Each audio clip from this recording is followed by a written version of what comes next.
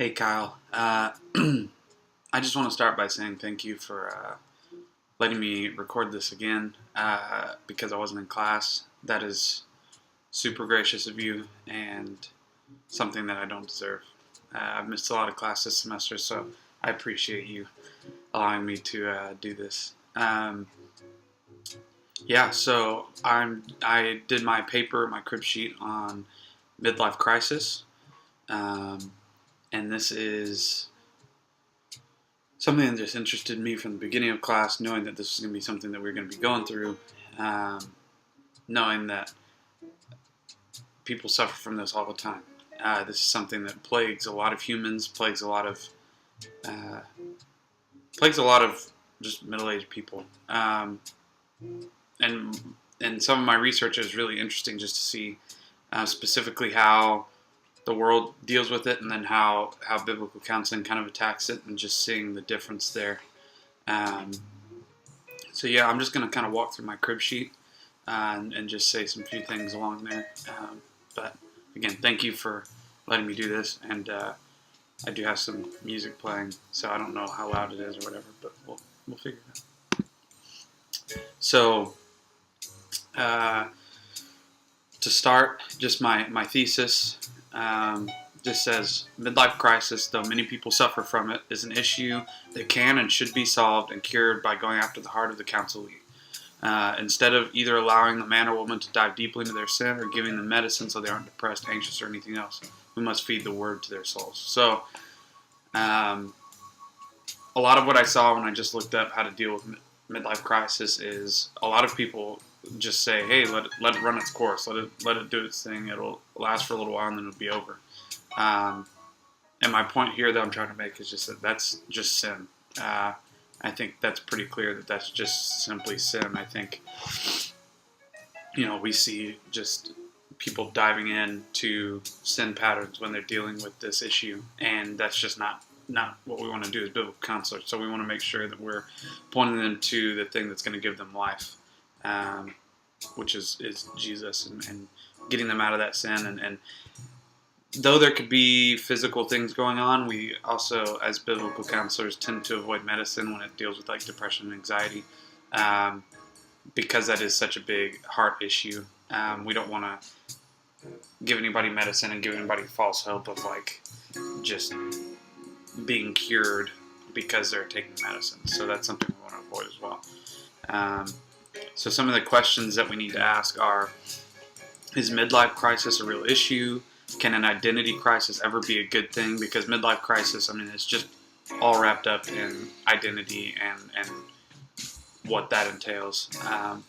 What are some of the steps that are needed to get out of midlife crisis? What causes midlife crisis? Is the term midlife crisis helpful for talking about the issue? So do we need to call it a midlife crisis, or do we need to identify it by something else? Are there any Bible characters who have dealt with this? So is there anything in Scripture that deals with this? And then what homework would be beneficial for the counselee? So all of those things really get wrapped up in this issue. When talking about worldviews, I've already touched on it a little bit, but the world sees midlife crisis as something that happens and just needs to run its course. So whether that's through medication or self-gratification, the right way to deal with it, according to the world, is to just let it happen.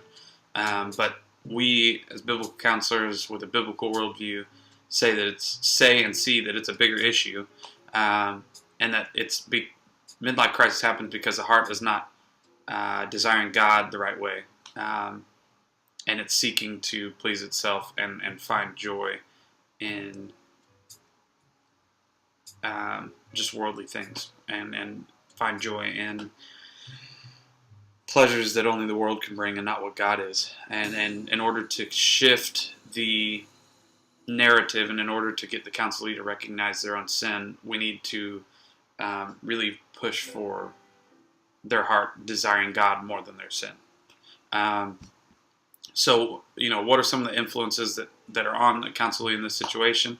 It'd be really easy to justify every action and move from someone in midlife crisis by pointing to the world around them and saying that everyone else is doing it.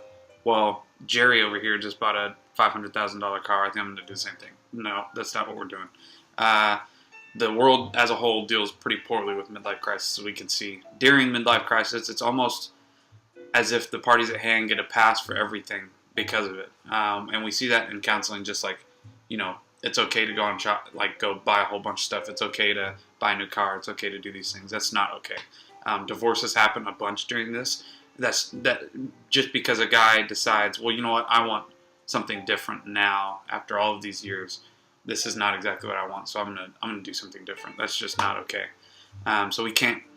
That's sin, and we can't let it seep into the church and what we're trying to do. So biblical application is, I don't think David went through like midlife crisis. He was just always dealing with depression and anxiety and all these things. And so the Psalms are filled to the brim with David crying out to the Lord for rescue, help, love, and protection. And God answered those prayers, though many times not at all like David expected. So David cries out many times for protection. God leads him in a way that David doesn't see as protection. He freaks out, and then he realizes, oh, God actually protected me in this. And for a midlife crisis person, that might look like God telling them, you need to stay in your marriage and stay in your really hard job because this is what I've provided for you right now. That's just kind of where some of that might get broken down, and where we can see the word counseling to the heart specifically. So in conclusion, though there's millions and millions of people that suffer all the time from midlife crisis, getting over it is all about where our hope and joy is found. Is it found in Christ, or is it found in something on this earth? If it's on the earth, it's not good enough. We see that very clearly. Cars don't satisfy. Money doesn't satisfy. Women don't satisfy.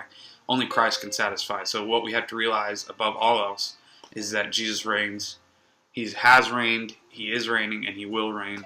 And nothing else on this earth comes close to that glory that He has. So, again, thank you for letting me do this. Yeah.